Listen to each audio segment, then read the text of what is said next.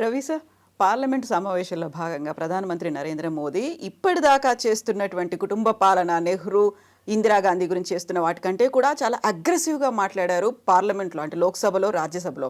ఒకరోజేమో వాళ్ళకి ఒక లో ఒపీనియన్ అనేది ఉంది ఇండియన్స్ మీద, అంటే ఈరోజు చాలా పర్టికులర్గా రిజర్వేషన్స్కి సంబంధించి మాట్లాడారు, ఎస్సీ ఎస్టీలకి పొజిషన్లు, వేకెన్సీలకు సంబంధించి.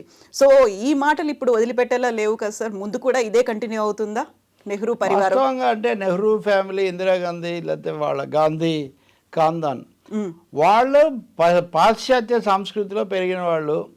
వాళ్ళ వెంటనే వెస్ట్ ఆలోచనలు, మేము భారతీయులము, భారతీయత అంటే హిందుత్వ, ఇది ఈక్వేషన్ నరేంద్ర మోదీ. సనాతన సంప్రదాయం, సనాతనత్వం, భారతం అంటే సనాతన భారతదేశం అని. మళ్ళీ ఆయన అధునాతనత్వం, 3D టెక్నాలజీ అని వాడుతుంటారు. మళ్ళీ రివర్స్లో ఏంటంటే వినాయకుడు ఏంటంటే అది ప్లాస్టిక్ సర్జరీతో వచ్చిందని మళ్ళీ ఆయనే చెప్తూ ఉంటారు. సో టెక్నాలజీ అప్పుడు కూడా ఉంది అని.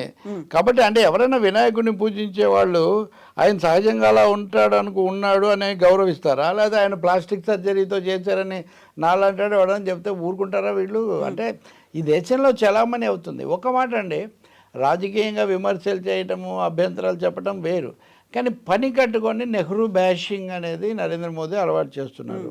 ఎందుకంటే ఇంకెవరు ఇంతకుముందు తనకంటే 1000 ఏళ్ల చరిత్ర గురించి మాట్లాడే వ్యక్తి కదా. సో భారతీయులు ఎంత లేదన్నా ఇందిరాగాంధీ, నెహ్రూ, గాంధీ, లేకపోతే ఇట్లా ఆయా రాష్ట్రాల్లో నాయకులు ఉన్నారు. అదంతా డిమాలిష్ చేయటం అనేది ఒక ఉద్దేశం. నేను నెహ్రూ గురించి చెప్తాను. ఈరోజు రిజర్వేషన్లు అన్నారు, నిన్న ఏమో హార్డ్ వర్కర్. ఆయన ఎర్రకోట నుంచి మాట్లాడుతూ మనం కష్టపడి పనిచేయాలి, భారతీయులు కొంత సోమరితనం మనకు కొంత ఉంటుంది, దీనివల్ల అలా కాకుండా పాశ్చాత్య దేశాల్లో కొన్ని దేశాల పేర్లు చెప్పి వాళ్ళందరూ ఎంతో కష్టపడి పైకి వచ్చారు అని చెప్పాడు. ఇది చూపించి భారతీయులను అవమానించాడు, భారతీయులు లేజీ ఫెలోస్ అది అని ఆయన మోదీ అటాక్ చేస్తారు. ఒక విషయం గుర్తుపెట్టుకోవాలి, 2024లో అన్ని సదుపాయాలు అనుభవిస్తున్న నరేంద్ర మోదీ గారు మాట్లాడడం కాదు. జవహర్లాల్ నెహ్రూ కొత్తగా స్వతంత్రం పొందిన భారతదేశం, ఇంకా అప్పుడు వర్ధమాన దేశమే కాదు, అప్పుడప్పుడే కళ్ళు తెరుస్తున్న నవ స్వతంత్ర దేశం, మిగిలిన ప్రపంచంతో పోటీ పడాలని ఆయన చెప్తూ ఉన్నారు. చెప్పడం కోసం మనం వాళ్ళలాగా కష్టపడాలి అని ఆయన ఒక మెసేజ్ ఇస్తున్నారు. దాన్ని వక్రంగా చిత్రిస్తే ఏమవుతుంది? నిజంగా ఆ రోజు మనము పాశ్చాత్య దేశాలతో సమానం ఇప్పుడు కూడా లేం కదా. ఇప్పుడు కూడా మీరు 5వ స్థానంలో ఉన్న డెవలపింగ్ కంట్రీ 3వ స్థానంలోకి వస్తాము, 3వ స్థానంలోకి రావడమే గొప్ప అని మీరు చెప్పుకుంటూ మా వల్ల 3వ స్థానంలోకి వచ్చింది అని మీరే చెప్తారు. అది కూడా మూడో దఫా వస్తే కానీ నిజానికి 5వ స్థానంలో ఇప్పుడు ఉన్నాం కొన్ని లెక్కల్లో. ఇంకా కొన్ని చాలా మానవాభివృద్ధి సూచికల్లో వెనక్కుంటాం. కాబట్టి అనేక అంశాల్లో మనం ఇప్పటికీ కొంత వెనకబడి ఉన్నాం, వాటిని అధిగమించాలి. ఇది స్వాతంత్రం వచ్చిన కొత్తలో ఎలా ఉంటుంది? అప్పటి నుంచి వాళ్ళందరూ పనిచేస్తే కదా మనం అందరం ఈ మాత్రమన్నా భారతదేశం అభివృద్ధి చెందింది. ఈ మాట చెప్పి కష్టపడండి, లేకపోతే మనం వాళ్ళలాగా కష్టపడాలని చెప్తే దానికి ఏంటి అభ్యంతరం? అంటే పూర్ణ స్పర్ధలు, విద్యలందే వైరములు, వాణిజ్యం అందే అన్నట్టుగా విద్యలో పోటీ పడాలి, మనం అభివృద్ధి చెందాలని. కానీ నేను దాంతోపాటు ఇంకో విషయం కూడా చెప్తున్నాను. భారతీయులు ఆ రోజుల్లో వాళ్ళు భావించింది ఏంటి? ఎందుకు వీళ్ళు సామ్రాజ్యవాదులు ప్రపంచాన్ని జయించుతున్నారు, మన మీద పెత్తనం చేస్తున్నారు, మనం ఎలా గ్రో కావాలి, అలాగే మనకు స్వతంత్రం ఇస్తే మనం పాలించుకోలేము, అసమర్థులు అంటున్నారు, కానీ మనం పాలించుకోగలమని ఎలా నిరూపించుకోవాలి? అది భారతీయులను వేధించిన, వెన్నాడిన ఒక సమస్య, ఒక స్వయంపాలన చేసుకోగలుగుతాం, మేము కష్టపడతామని. ఇంకొకటి కూడా గుర్తుపెట్టుకోవాలి, భారతదేశంలో వర్ణ వ్యవస్థ, కింద వాళ్ళే పనిచేయాలి, కింద వాళ్ళే ఊడ్చాలి, కింద వాళ్ళే చేయాలి అనే గుణం వాళ్ళ దగ్గరే ఉంది. అదే సరే, ఇలాంటివి ఉన్నాయి. కాబట్టి శ్రమను గౌరవించే ఒక లక్షణం భారతీయ సంస్కృతిలో లేదు అనేది అందరూ ఒప్పుకున్న అంశం. మరి శ్రమ సంస్కృతి లేని దేశానికి కష్టపడి పని చేయండి అని మొదటి ప్రధానమంత్రి చెప్పడం ఎలా తప్పవుతుందండి? అంటే ఇప్పుడు మీరు ప్రతిదీ కూడా మీకు నచ్చినట్టుగా కొటేషన్స్ తీసుకొచ్చి చెప్పడం. యాక్చువల్గా ప్రియాంక గాంధీ ఆ మొత్తం కొటేషన్ అందులో నెహ్రూ చెప్పిన సందర్భం ఇదంతా చెప్పింది, అది చూడొచ్చు.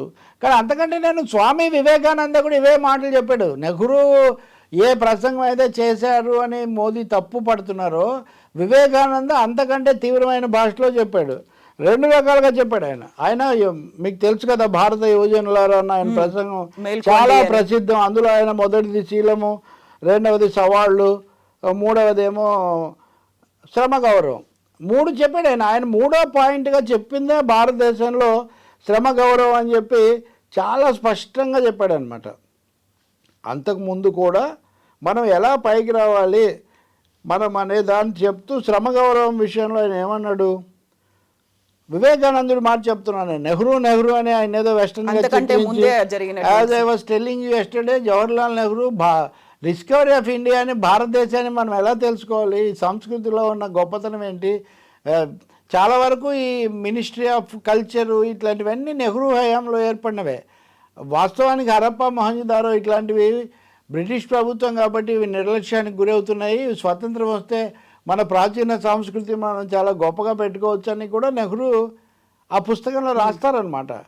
అలాగే తను చనిపోయిన తర్వాత తన చితాభస్మాన్ని గంగా నదిలో కలపండి, నా దూర తీరాలకు కూడా నా ఇది చితాభస్మం పయనిస్తుంది అంటే అంత సెంటిమెంటల్గా ఇండియాతో అటాచ్, ఇండియా నవభారత నిర్మాత భారతదేశాన్ని ద్వేషించాడని చెప్పడం అంటే ఎంత దారుణం అంటే, I tell you about Vivekananda dignity of labour, శ్రమ గౌరవం. We should give importance to the dignity of labour. We should give అంటే ఇవ్వాలి, ఇప్పుడు అంతే కదా, ఇప్పుడు ఇవ్వడం లేదు కదా. We should give dignity of labour. In the western countries nobody thinks that it is beneath his dignity to work with his hands. తన చేతులతో పని చేయడం, కాయ కష్టం చేయడం చులకన పని అని పశ్చిమ దేశాల్లో ఎవ్వరూ భావించరు. Hence the youth should seriously think of learning some of this trades. Learning ఎవరి from western countries. Trades even as a hobby, కనీసం ఒక సరదాగా మీరు నేర్చుకోండి అని చెప్పి ఆయన ఈ పదాలు చెప్పాడు. అంటే హార్డ్ వర్క్ చేయాలి, వాటితో పోటీ పడాలి అని చెప్తే వివేకానందుడికి కూడా ఏమైనా ఆపాదిద్దామా? ఆయన వెస్ట్రన్ కంట్రీస్ అనే మాట కూడా తీసుకొచ్చి చెప్పాడు. నేను ఇంకోటి కూడా చెప్తున్నాను, వివేకానందుడు కూడా తన పద్ధతిలో ఒక మాట చెప్పాడు. మొదట బ్రాహ్మణులు పాలించారు, తర్వాత క్షత్రియులు పాలించారు, ఇప్పుడు పెట్టుబడిదారులు పాలిస్తున్నారు, అంటే వైశ్యులు. ఆయన అంటే వర్ణ వ్యవస్థలో ఆ పద్ధతిలో చెప్తూ వచ్చాడు ఆయన. అంటే బ్రిటిష్ వాళ్ళు ఎందుకు వచ్చారు? ఈస్ట్ ఇండియా కంపెనీ భారతదేశంలో వ్యాపారం చేసుకోవడానికే వచ్చారు కదా. వాళ్లకు వైశ్యానికి ఏం సంబంధం లేదు. ఊరికే తను ఒక ఆర్డర్ చెప్తూ వచ్చి నెక్స్ట్ శూద్రులు పాలిస్తాడని చెప్పాడు. శూద్రులు అంటే ఎవరు అంటే శ్రమజీవులు, కష్టపడేవాళ్ళు. మన దేశంలో పైన వాడిని గౌరవిస్తాం కానీ కష్టపడేవాడిని, శ్రమజీవిని గౌరవించాలని. అందుకే వివేకానంద కూడా సోషలిస్ట్ అని కొంతమంది చెప్తూ ఉంటారు. కాబట్టి నెహ్రూను కూడా ఉటోపియన్ సోషలిస్ట్, ఆయన కూడా ఊహాజనిత సోషలిస్ట్ లాంటి ఆయన, లెఫ్ట్ ఆఫ్ సెంటర్ మనిషి. కాబట్టి నెహ్రూ లేజీనెస్, మనకు కర్మ సిద్ధాంతం కూడా ఒకటి ఉంది మన దేశంలో. ఎంత చేసినా కానీ ఉపయోగం లేదు, ఈ దేశం ఇంతే, మన రాత ఇంతే, ఆయన రాజధాని మనం కాబట్టి తప్పదు, అందుకని కొన్ని రోజులు ఆగాలి. మూఢనమ్మకాలు కూడా ఉన్నాయి. నిన్న మోహన్ భగవత్ కూడా మన మూఢనమ్మకాల నుంచి బయటికి రావాలని ఆర్ఎస్ఎస్ అధినేత కూడా చెప్తున్నాడు. ఇన్ని వాస్తవాలు బుర్రలో పెట్టుకున్నటువంటి ఒక మహామేధావి నెహ్రూ. మోదీ ఇక్కడ పార్లమెంట్లో కూర్చొని నెహ్రూ భారతీయులు లేజీ అన్నాడు, నెహ్రూ పాశ్చాత్యులను అనుసరించాలన్నాడు, వెస్ట్రన్ కల్చర్స్ అని చెప్తే దాన్ని మన విద్యార్థికులు, చదువుకున్న వాళ్ళు చాలామంది గొప్ప విషయంలాగా ప్రచారం చేయడం చూస్తే చాలా చాలా ఆశ్చర్యం కలుగుతుంది. ఒక సూడో నేషనలిజం, కుహానా జాతీయవాదం ఇక్కడ చెప్పబడుతుంది. నిజంగా జాతీయోద్యమ నాయకులు వాళ్ళంతా నేషనల్ మూవ్మెంట్ ఎందుకు తెచ్చారు? బ్రిటిష్ వాళ్ళకు వ్యతిరేకంగా ఎట్లా పోరాడారు? చర్చిల్ మహాత్మా గాంధీని I can't imagine that half naked fakir standing before the British emperor అంటే గాంధీ అంతే గౌరవంగా in burning the foreign cloth I'm burning my shame అన్నాడు ఆయన. ఆ విదేశీ వస్త్రదహనంతో నన్ను ఆవరించిన అవమానాన్ని నేను దగ్ధం చేస్తున్నాను. అంత దేశభక్తితో పోరాడిన వాళ్లకు వాళ్ళేదో పశ్చిమ దేశాలను అనుసరించారని మోదీ అలా నోరుపారేసుకోవడం, వాళ్ళందరినీ లెక్కలేనట్టుగా చూడడం చాలా దారుణం అని చెప్పాలి. సో మోదీ తర్వాత గత ప్రభుత్వం అంటే 10 ఏళ్లలో యూపీఏ గవర్నమెంట్ ఏం చేసింది అనే దాని మీద కూడా శ్వేతపత్రం రిలీజ్ చేయాలని ఇప్పుడు మోదీ భావిస్తున్నారు. ఎట్ ద సేమ్ టైం 1000 ఏళ్లకు సంబంధించినటువంటి ప్రణాళికను సిద్ధం చేస్తున్నారు. గతంలో ఎందుకు వీటిని తవ్వాల్సిన అవసరం? 1000 ఏళ్ళది వాస్తవంగా మనం నిన్న వివరంగా మాట్లాడాము. అది అలా ఉంచి ఇప్పుడు మీ 10 ఏళ్ల తర్వాత మీ సంగతి మీరు చెప్పకుండా అంతకుముందు ఎందుకు చెప్తున్నారు? అసలు 10 ఏళ్లలో మీ అద్భుతాలు ఏంటో మీరు చెప్తే ప్రజలు తీర్పిస్తారు. ప్రజలు తీర్పిచ్చేది మీ గత 5 ఏళ్ల పాలన మీద లేదా 10 ఏళ్ల తీరు మీద తప్ప అంతకుముందు వాటి మీద ఇప్పుడేం లేదు. ఆ తీర్పిచ్చే మిమ్మల్ని గెలిపించారు. ఈరోజు చెప్పిన దాంట్లో నెహ్రూ రిజర్వేషన్లకు వ్యతిరేకము. నెహ్రూ ఏమైనా రిజర్వేషన్లను తీసేయడానికి ఏమైనా బిల్లులు పెట్టాడా? అసలు వీళ్ళు వచ్చే వరకు కూడా రిజర్వేషన్లు 10 ఏళ్ళు అలా ఎక్స్టెండ్ అవుతూనే రావడానికి కారణాలు ఏంటి? అసలు మొదట్లో 10 ఏళ్ళే ఎందుకు పెట్టారు? ఎందుకు పెట్టారు? 10 ఏళ్ల లోపల అసమానతలు అంతమైపోయి అందరూ Inclusion అనేది ఉంటుంది. ఇంక్లూజన్ రావాలని భావించారు.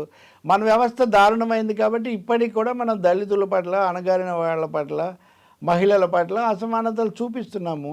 నెహ్రూ చెప్పింది ఈయన కోట్ చేసిన దాంట్లో కూడా, మోదీ కోట్ చేసిన దాంట్లో కూడా, అంటే ఎవరు సెకండరీ సిటిజన్స్గా ఉండకూడదు, ద్వితీయ శ్రేణి పౌరులుగా, తక్కువ వాళ్ళుగా ఉండకూడదు, అందరూ కూడా రిజర్వేషన్లు అవసరం లేని స్థితికి రావాలి అని ఒక పాజిటివ్గా చెప్పిన ఒక మెసేజ్ని నెగిటివ్గా చూపించి నెహ్రూ రిజర్వేషన్లకు వ్యతిరేకం అంటే ఇక్కడ ఇదంతా బీసీ కార్డు అండి.